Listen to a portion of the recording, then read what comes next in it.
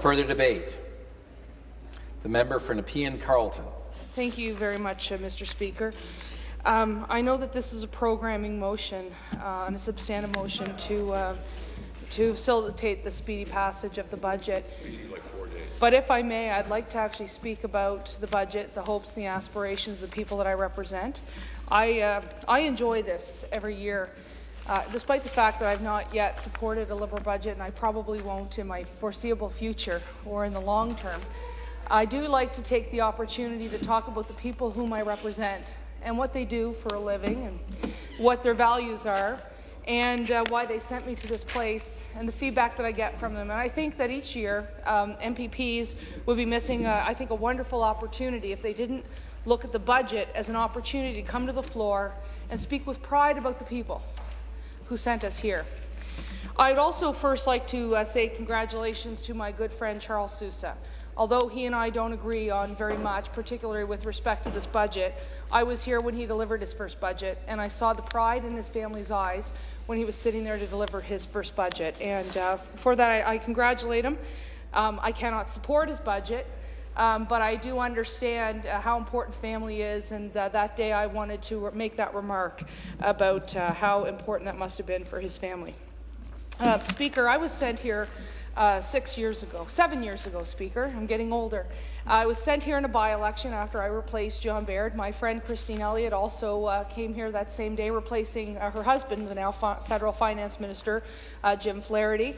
And Peter Tabuns joined us on that day as well. I believe he replaced Marilyn Churley. When I came here, it was 2 years into a mandate by the current government. At the time, they were led by Dalton McGuinty. And I decided I would run for a couple of reasons. One is they had decided to bring in the health tax. I thought a greedy tax grab. At the time, I felt that, Speaker, because although they said it was a health tax, it was never going to go into any other revenue pot other than the general revenues. That meant that they could not accept that money from the taxpayers of this province, from the parents and the patients and the seniors and all of those people who rely on our healthcare system. They couldn't accept that money and then at the same time so there would be any accountability for it to go toward the health budget. And at the time, I remember it coming in, and I didn't have a family physician when I first was expecting my own daughter. And that is what actually drove me to decide to run for politics. I'd, full disclosure, been always involved in politics, but it takes a special person, and I think there's 107 special people in this assembly, to put their name on a ballot and actually to deal with the slings and arrows that we get from time to time. But it is, I did decide to put my foot out there, or my neck out there, in order to talk about the issues. What I learned when I first decided to seek the nomination and then obviously become the MPP for Nepean Carleton was I came from a very proud riding, Nepean Carleton, one where Sir John A. Macdonald actually had his campaign headquarters in Moss Kent Dickinson's house for the first two elections that he ran. And of course, the Speaker, I took you once to Watson's Mill and to see Sir John A. Macdonald's wonderful campaign headquarters, and we were talking about that this past weekend at the Dickinson Days in Manotick. And one night, of course, everyone knows that Sir John A. Macdonald liked to have a drink or two, maybe even several more than that, Speaker. And one evening, he was sitting down in his chair, and he went to get up to speak, but the chair fell out from under him, and he stood up and he said, "I thought my seat in Carleton County was safer than that."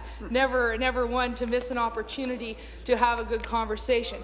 But the people that I represent have been represented by Sir John A. Macdonald. They were also represented by other legends, Speaker, people that I admire, some of whom I met, others whom I haven't. For example, Dr. Bill Tupper, who was the Member of Parliament for 1984 to 1988 under Brian Mulrooney's government, is probably one of the most fine gentlemen that I have ever come to know, a decent human being, a professor, someone who was so steadfast in his desire to see that our monarchy was adequately respected on Parliament Hill, actually became the person whose private member's bill created the statue for Queen Elizabeth II during that period. And I was proud this year to have given him, or last year, a Diamond Jubilee Medal for his contribution to Canada. We were also represented by Walter Baker. Some of you may have remembered his name. He was part of the short-lived Joe Clark government, Joe Clark, of whom I was very proud to have worked for at one time. Walter Baker was known, I think, first and foremost as a constituency man, and I can still go to a door in my riding, on any street in my riding, and people will talk about what a great gentleman Walter Baker was. He knew what it meant to be a parliamentarian, but he also knew what it meant to be a constituency politician. And I can tell you something, Walter Baker valued not only the vote that got him to Parliament Hill, but he also valued the dollar that was sent there to do his work. And some of the scandals that we see, whether it's here at various city halls or even in our federal parliament, would not have been acceptable to Walter Baker. In Nepean Carleton, we've also had some very strong municipal leaders, and I may, when I tell you the stories of these individuals, I think, Speaker, you'll understand where I'm coming from when I speak about this budget. First, the founder of the old township of Nepean was D. Aubrey Moody, the late D. Aubrey Moody. D. Aubrey Moody died when he was 99 years old, but before he died, he was a supporter of mine, and he talked to me about the ways and means of politics in rural Carleton County, which is now in the big city of Ottawa. And Aubrey was a builder. Aubrey was somebody who worked with the late Jean Piggott to make sure that we had wonderful green space and a green belt that Nepean Carleton so much loves. Aubrey Moody was somebody who was first to be finding a way to build the Queens White Carleton Hospital, and Aubrey Moody was a farmer. And Aubrey Moody knew that every dollar earned was a dollar that should be protected for the taxpayer. And he was the fundamental founder of what is now the old city of Nepean and the new city of Ottawa, many of the bedroom communities and rural communities that I do represent. Secondly, we were governed by Andy Hayden, who is a friend of mine. He still lives in Barrhaven, and he was also one of those pay-as-you-go types. So if Aubrey Moody started it, it was entrenched by my friend Andy Hayden. Andy Hayden, of course, was strong on fiscal conservatism and didn't want to spend money that he didn't have. And if he were the one who entrenched it, the next person, the late Ben Franklin, actually perfected the pay-as-you-go strategy that made sure that when Nepean had to be amalgamated into the city of Ottawa in the year of 2000, that they were the only municipality to come into the new city of Ottawa with a substantial amount of reserves. So, Speaker, when I talk to you today, I speak as a member of provincial parliament for a riding which has strong agrarian roots, one of which is now the fastest growing in Canada, and one in which has a fundamental value of self-reliance, strong families, and safe streets. So it brings me to this budget and the budgets that I have had the opportunity to speak on in previous years. This budget doesn't speak to the values of the people that I represent. Pay-as-you-go is a prime example of what the people that have been elected before me and the people who will be elected after me will bring to various chambers, either here or on Parliament Hill or even at City Hall in the years to come. The people that I represent, Speaker, I think you know I probably go to about a dozen events a weekend. I'm quite busy. I often take my daughter and my husband. We're often seen in my minivan going from Bell's Corners to Burritts Rapids to Edwards. It's the largest city largest riding in the city of Ottawa, also by population, not just geography. And we'll often be seen doing a number of events. This past weekend, I had the opportunity to go to Food Aid, which raised $161,000 for the Ottawa Food Bank, while at the same time celebrating the agricultural advantages that the City of Ottawa has to offer, and this was downtown at City Hall. These are events where I get to see literally hundreds or thousands of people. And what I hear from time to time from these folks, Speaker, is that they can't afford any more money to come to Queen's Park. And what angers them, Speaker, is what my colleague from Whitby, Oshawa had to talk about a little bit earlier. It's the scandals. You can't ask people for a 1% increase in the HST, or a 5% increase in their gas tax, or another $300 million from photo radar and extra taxes on your cell phone bill and your home phone and your 911, Speaker, if you're going to waste $1.2 billion on cancellation fees for 2 gas plants because somebody wanted to win an election. You can't look at people and ask them for more money if you're going to mismanage a healthcare system the way this government has with respect to Orange or with eHealth. You can't continue to ask people for more money when their neighbours are losing jobs. So the people that sent me to Queen's Park, who I owe everything to because they have given me this seat in this legislature, do not approve of that waste. And not only is there waste, Speaker, they seem to be spending more money in taxes to Queen's Park without real value being seen in their communities. As I said, there's a lot of men and women in this province out of work, 600,000 people. 300,000 of those jobs are gone because of our manufacturing crisis. That has taken a significant toll. I talked about doing a fundraiser with the Ottawa Food Bank last Friday, which raised $161,000 with the support of our local farmers. On Saturday, I had the opportunity to go to Mayfair, which is a wonderful community event hosted by the Farley Mowat Public School. While I was there, Speaker, I got to talk with my friend, Ken Lee, who is the head of the Barrhaven Food Cupboard. My community is quite affluent.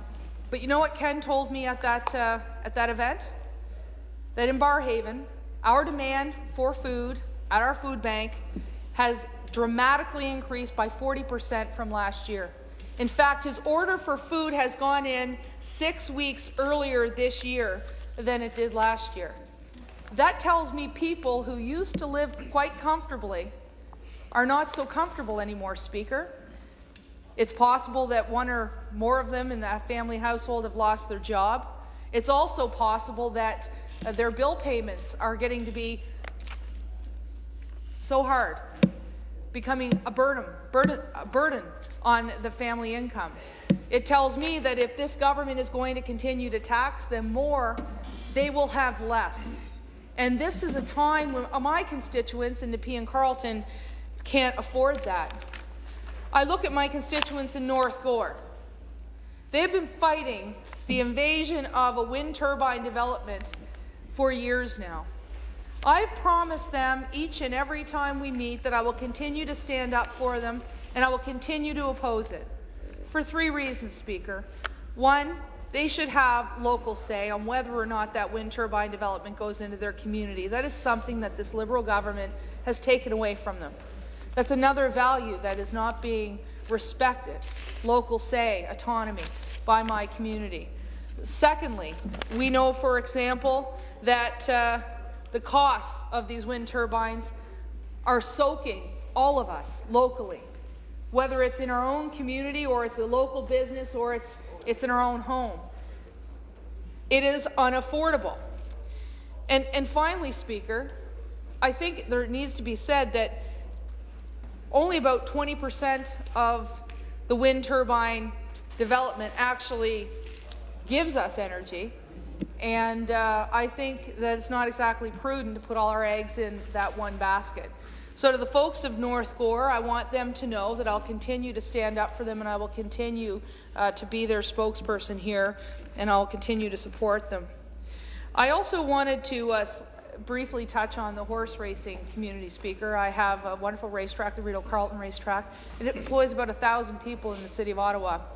A lot of rural jobs there, whether directly at the track or people who work and support the track throughout the rest of rural Ottawa. It concerns me that in the last budget that this Liberal government destroyed that viable economic job creator in our rural communities. At a time when we need more jobs, this is a government that has destroyed 1,000. And I can't stand here and support this budget because they didn't reverse some of the big mistakes that they had made in the past for my community. So to the people at the Rideau Carleton Raceway, to those veterinarians, to those breeders, to those who are selling hay in order to keep their family farm, to the students who are putting themselves through Carleton University, Algonquin College, or the University of Ottawa, working at the track, either with the slots or in the dining room. I want them to know, Speaker, I will continue to stand here in my place and I will support them.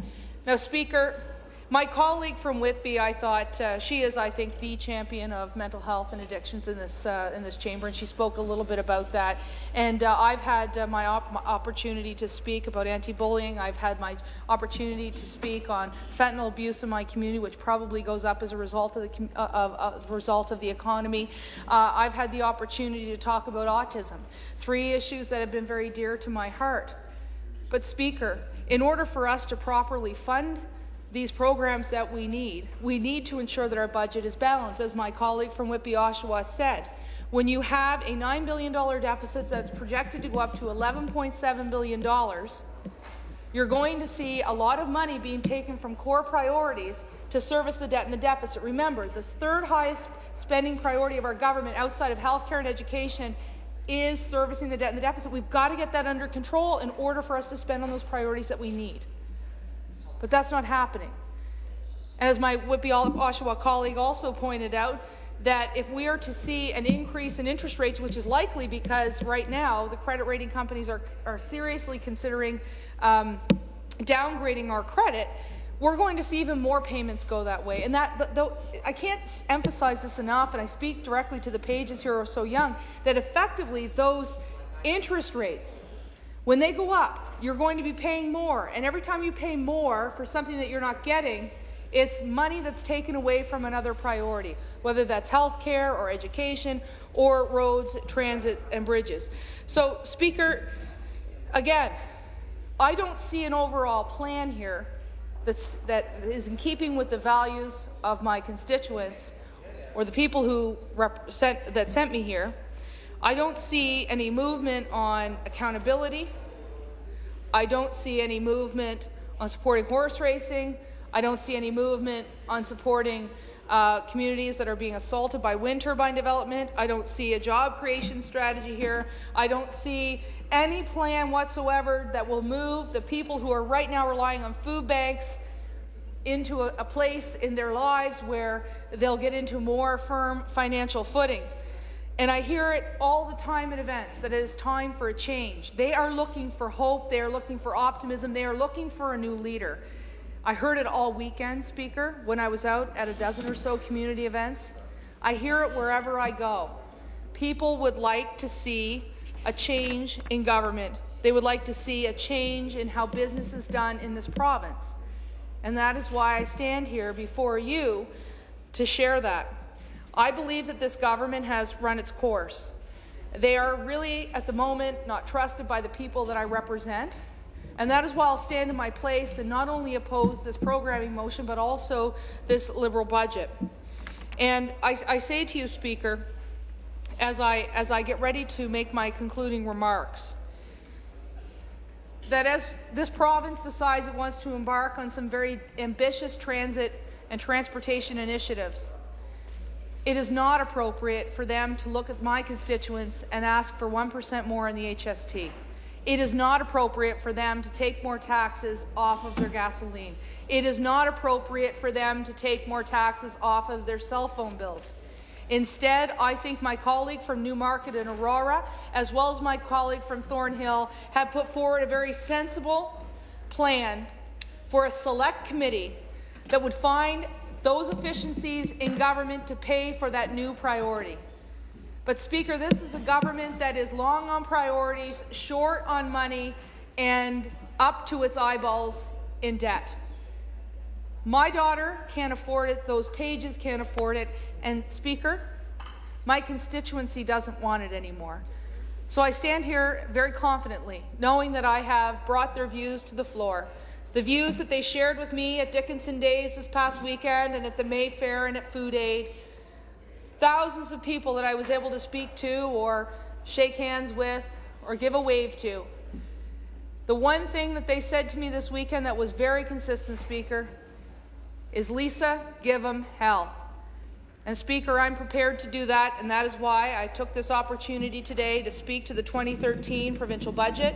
On behalf of the residents of Nepean Carleton, I want to say thank you very much, and I want to congratulate my friend and colleague from Thornhill, our finance critic, for doing an outstanding job. And I also want to say, in the short minutes I have left, that I want to thank my leader, Tim Hudak, for providing hope to the people that I represent. Thank you.